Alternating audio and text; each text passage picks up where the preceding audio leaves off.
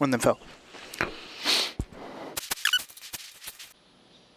Hello, welcome back. This is going to be a pretty fun episode and a more interesting episode. Instead of me shit talking other camera companies, I'm going to be shit talking film stock companies that make some of my favorite film stocks and rate which one is my favorite. So I'm going to be rating every single film stock that I have shot, which is a lie because this is not every single film stock I shot. These are the boxes that I have. And to make it more intuitive, this is what we're going to be doing. So I'm going to be rating them on a 1 to 10 basis. I did this a reshoot before, which was 1 to 5, and it kind of didn't really work out. So we're doing 1 to 10.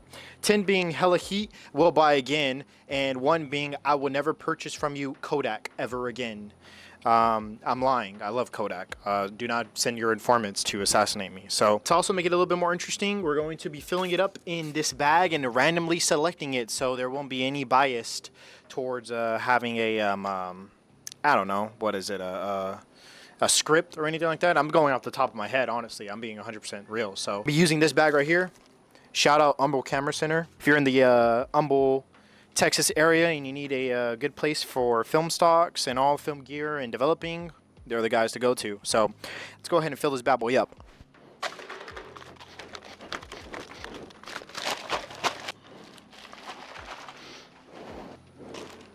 All right. Okay, so first pick we got Ketmir Pan 400. So guys, Ketmir Pan 400 is awesome. Next. Camera Pen 400 is one of these film stocks that's like supposed to be like the cheapest black and white like USA film stock, I guess, like one that you could find like in your film stores locally. Regardless of it having, I feel like, the title of the cheapest, I feel like it is far from it. This Camera Pen 400 is pretty much all the time compared to film stocks like Ilford 400, which I do believe is a great comparison. I believe Bad Flash has made a video comparing like Tri-X, Ketmir, Ilford, and another black and white film stock, and there are some varied results, but as far as Ketmir goes, competing with these other black and white films for the price point that you're getting, it's like, why would you not shoot Ketmir? You know, there's like really no other reason except for you have other black and white film stocks. So price is awesome. Quality is awesome. It's a really flexible film stock. You can make it look however you want. As you can see in my photos, I kind of went for more like a dreamy look. I believe I had on a soft skin filter, soft skin A. Man, I love like these the less contrasty look, like the real gray vibes. Like it's real spatial, it's real dreamy. I love these photos. These Ketmir photos are some of my favorite, and I need to shoot some more Ketmir 400, and I will continue to in the near future. So Ketmir 400, I'll give it a 9 out of 10 rating. On to the next one. We got it right here. Ooh, okay.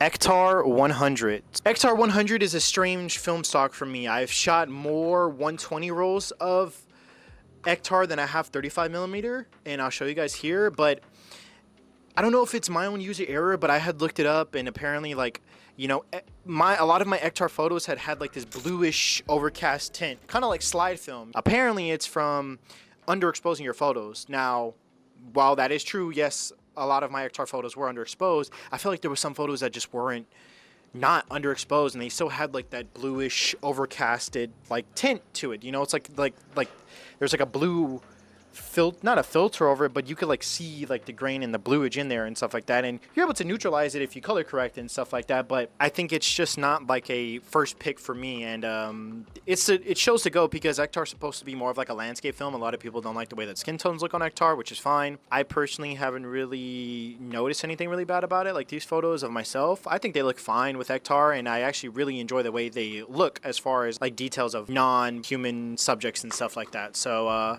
it's a cool film stock. I'd shoot it. The pricing wise, I think it's pretty accurate. It's kind of in that like upper, like that middle tier, lower middle tier as far as pricing goes for Kodak films. So yeah, Ektar 100. I enjoy the 120 version more than I do the 35 millimeter version. So we'll give it a good old 6 out of 10 rating. It's freaking hot out here, dude.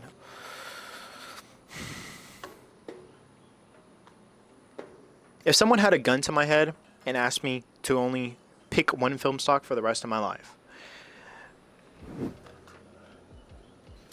the best 800 speed film stock, period. Cinestill people can fight me about it. I don't care. I really don't care. Because I have my own gripes with Cinestill, actually. But we'll get to that point. Portrait 800, it's like You know, you ever dated a girl or like really liked a girl and she's like way out of your league and you know that you guys will never be together and that your high school life will end in total failure? Porsche 800 is that girl. Like when people talk about how like, you know, oh, different film stocks have like truly different quality. Like you could really see the quality of the film and, you know, the quality of your image out of this. I didn't really see that in any other film stock until I shot Porsche 800. Guys, if it wasn't for the pricing, this would be stuck in my camera 24/7. I don't care. Like, honestly, I still want to shoot portrait. I wanted to shoot portrait for this next trip coming up that I'm going to, which I will make a video. Link in the bio. No, there's no link in the bio. I'm just joking. Soon to be on the lookout. But it's like, what is it, like $20-something a roll? It's like super windy. Come on, man. It's just so expensive, guys. It's like I want to give it a 10 out of 10. Like, this would be the 10 out of 10 film. 9.5 out of 10. 0.5 because of pricing. Nobody has $20 to spend. That's like half my gas tank. Like, come on, man. Like, but it's so good. Moving on. All right. Harmon Phoenix, Ilford's color film.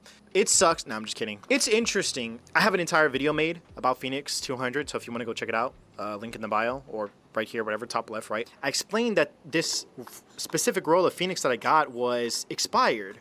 But it wasn't expired by like a long time because this is not an old film stock. It actually expired this year in February, which then I shot this film roll in April. So that's like 2 months. So it's like you wouldn't expect like a 2-month-old expired film stock to be like that varied, but maybe it just wasn't kept in the best condition. I don't know. I want to shoot more of it. I think the pricing's pretty fair. I mean, it's a pretty interesting film stock as but it's kind of like more of like one of those experimental film stock. Would it be my first pick off the shelf? Probably not. We'll give it a 5 out of 10 rating.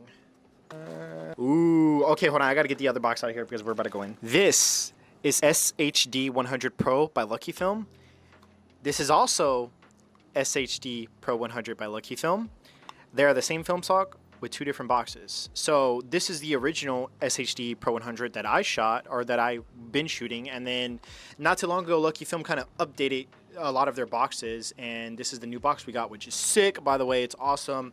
I love Lucky Film. I'm just gonna go out and say this right now. This is my favorite, personally, black and white film stock. For me, I've shot it the most. I've done the most with it. Dude, the pricing, guys, this is like a $6 film stock by Lucky, but it's a Chinese company, and it delivers. I love it. I've seen people talk about how like they don't really enjoy SHD 100. You know, it's kind of like a lower quality as far as like image quality goes with this black and white film. And you know, I agree. You know, it's not like for everybody. I don't know.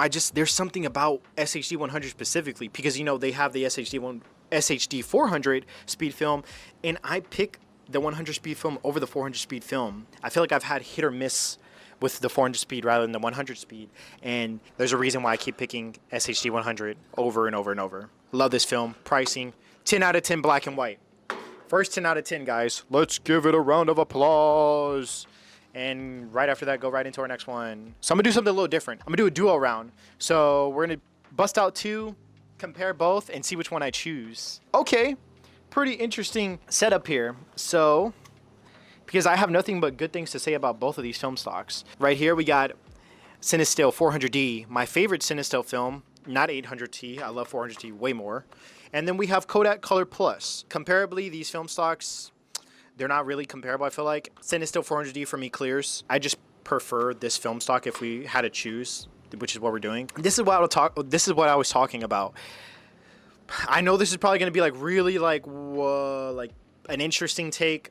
I don't know if y'all guys ever tried it, but I looked through all my photos. You know, I'm going to end up looking through all my photos to find photos to show for you guys. And Cinestill 400D is like the closest that I've gotten to like a Portra 800 kind of like style of photography. Like, I don't know if maybe it's because of like my subject matter of what I was shooting, but like, man, like when we're talking about like Cinestill being like cinema film to shoot in your film, like this is, I've gotten this from 400D more than I've gotten it from 800T, and that's just like straight up. I love this film stock. I've shot like 3 rolls of 400D, and I think I brought them all for like, I think it was like 13, 14 bucks. With the price, the quality is awesome.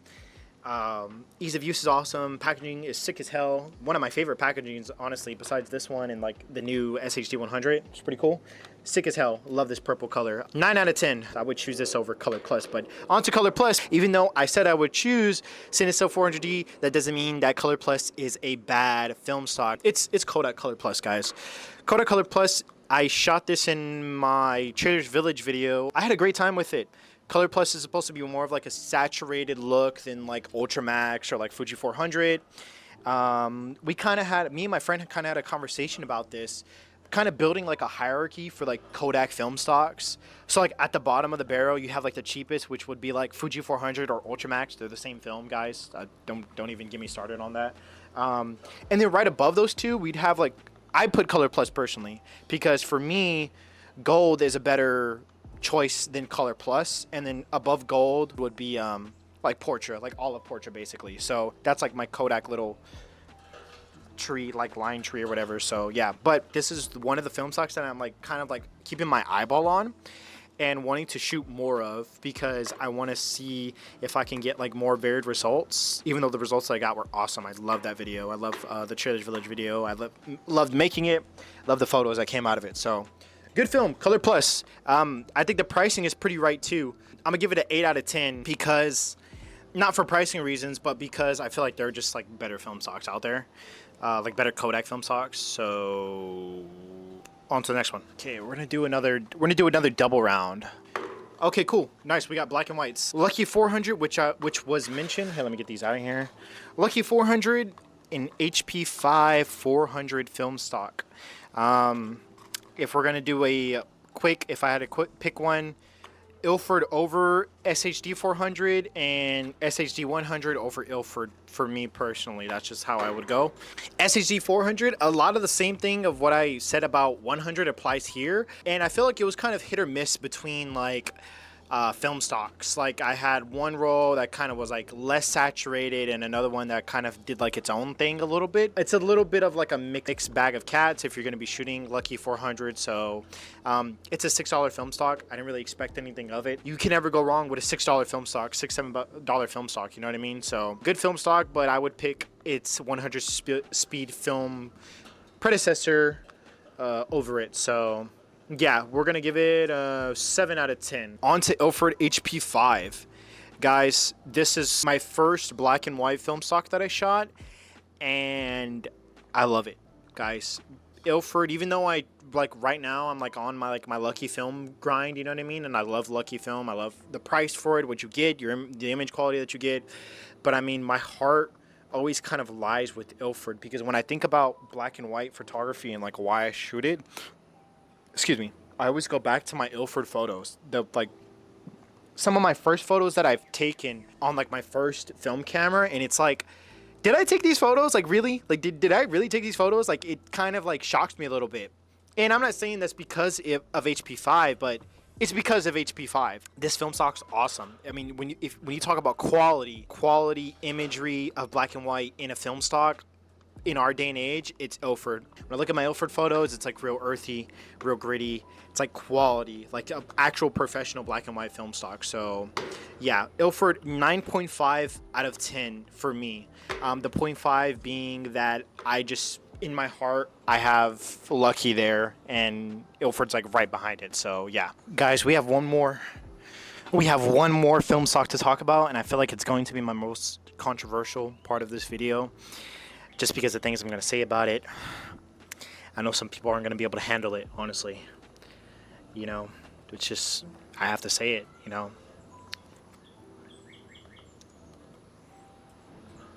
I don't like this film stock. Okay, wait. Before we get out of hand, before we draw our guns, partner, let me go ahead and speak my truce, my 2 cents, okay? So listen, it's like a love-hate relationship with CineStill.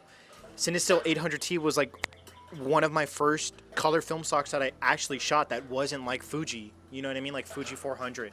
And when I brought it, it was like, because I've seen videos of people talking about like how good 800T is, you know, it's like this cine driven like film, and you know, like your photos will look like film and stuff like that. You know what I mean? It's like a halations at night. It's meant for like a lower nights, like a night scene, and it's like a higher ISO film and stuff like that. So I ate it up. Ate it up, guys. And mind you, this stuff is not cheap. For my like 1 month old film photographer life, like I used to eat through these. And it's like when I'm looking back at my photos, like maybe it's just like user error or inexperience, but like even like other people's photos, like watching old videos of like random YouTubers shooting 800T, I just really don't like the look of 800T. Like I would prefer shooting 400D over 800T right now. But it's like I'm coming back full circle because now I'm seeing like examples of how I could have done 800T better. I feel like partially it is my fault for, you know, shooting like a 800 speed film in like these type of environments and stuff like that, and maybe I should have taken it in a different direction. So, and now since that's the case, I want to try out and shoot 800T again, but it's like, why should I? Like, dude, the price is insane for this film stock, for what it is, for what I've seen, for me to maybe get more comparable results. It's like, why should I spend my money when I have like a more variety options of things, of film stocks, what I know that can deliver? Like right now, if we went to the film store and you're like, oh, pick 800T or 400D, I'd pick 400D 100%. It's flexible. It's like, it literally means dynamic, flexible, dynamic. It's like, you could use it for a lot of situations, you know, and that's not 800 speed is a good film stock. 800 speed is very flexible as well. You can shoot it at nighttime. You can shoot it during the day, however you want to do it. But it's just like, I don't know, maybe if it's just like the quality, if it's me, I'm just not feeling 800T, guys. And I know a lot of people are like sacrilegious about 800T. And I'm even leaning back because I'm, you know, like I'm basking in the sunlight, you know, because like the tragedy is about to make me faint. Like, I don't know. Okay, enough of the shenanigans, like for real. I just don't like 800T as much as I thought I would, especially now.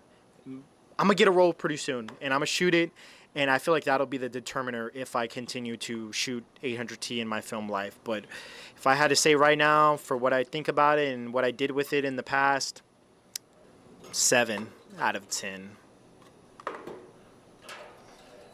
And that concludes our film stock rating. I don't even know if it's a rating video anymore, or like a stars rating or something like that. I didn't even get into like Fuji 400, like or Ultramax 400, which I'm not going to, because everybody knows about 400. It's a, you can buy them in 3 packs. You can buy them at Walmart. They're good film stock. That's probably the most film that I've shot, but I just didn't want to go like an easy route. I wanted to take oddballs that are in like my film photography, that have happened in my film photography life. So yeah, if you enjoyed the video, or if you didn't enjoy the video, or if you don't like the Sinister hate that I am giving out, I'm sorry. It's just how it is. It's all Kodak film anyway, so yeah. If you liked the video, or if you didn't, please leave a like, subscribe. You guys are the reason why I make these videos, to show you guys some of this knowledge that I've gained, even though I'm probably the least knowledgeable person to get knowledge from. So yeah. Thanks for watching, guys. See you in the next one. So peace.